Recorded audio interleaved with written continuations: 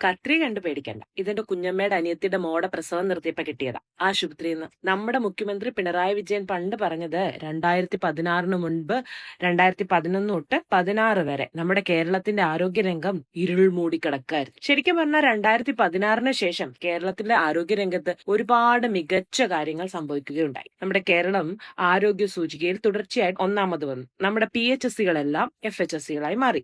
നമ്മുടെ താലൂക്ക് ആശുപത്രി, നമ്മുടെ മെഡിക്കൽ കോളേജ് എല്ലാത്തിന്റെയും നവീകരണത്തിന് മാസ്റ്റർ പ്ലാൻ ഉണ്ടായി. പിന്നെ ഇവിടെ മോർട്ടാലിറ്റി റേറ്റ് അത് പണ്ടേ കോവിഡ് വന്നപ്പോ നമ്മൾ കണ്ടതാ കേരളത്തിന്റെ ആരോഗ്യരംഗം എത്രത്തോളം മികച്ചതാണെന്ന്. ലോകത്തിന് തന്നെ കേരളം മാതൃകയായി. ഇനിയോ നമ്മുടെ ഇവിടെ മികച്ച അവയവമാറ്റ ശസ്ത്രക്രിയ നടത്തപ്പെടുന്നുണ്ട്. ഇവിടുത്തെ ക്യാൻസർ ചികിത്സ വളരെ മികച്ചതാണ്. ഇവിടുത്തെ വൈറോളജി ഇൻസ്റ്റിറ്റ്യൂട്ടുകൾ നിപ്പ വന്നപ്പോൾ നമ്മൾ അതിനെയും പ്രതിരോധിച്ചു. മറ്റ് പലതരത്തിലുള്ള നൂതനമായ ആരോഗ്യ സംവിധാനമുള്ള സംസ്ഥാനമാണ് കേരളം.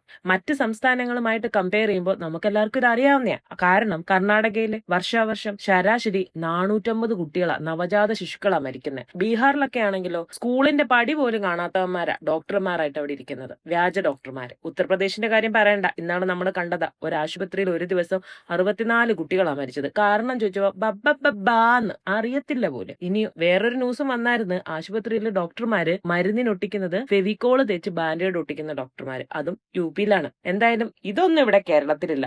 1-2 വർഷം കൂടുമ്പോ വയറ്റിന്നെങ്ങാണം ഒരു കത്രിക കിട്ടിയാലായി. അത് മറന്നു വെച്ചതല്ലയോ, അത് കിട്ടുന്ന ആൾക്കാരങ്ങ് ആശുപത്രി കൊണ്ടുപോയി തിരിച്ചു കൊടുത്തേക്കണം. ഇനി ആശുപത്രി കൊടുക്കാൻ മനസ്സില്ല, നിങ്ങൾക്ക് ഈ കിട്ടുന്ന കത്രികയും വാക്കത്തിയൊക്കെ വീട്ടിലോട്ട് എടുക്കാനാണെന്നുണ്ടെങ്കിൽ അത് നിങ്ങളുടെ തീരുമാനമല്ലയോ. So choice is yours. വാക്കത്തിയും കത്രികയും ആശുപത്രി കൊടുക്കണോ വീട്ടിൽ ഉപയോഗിക്കണം?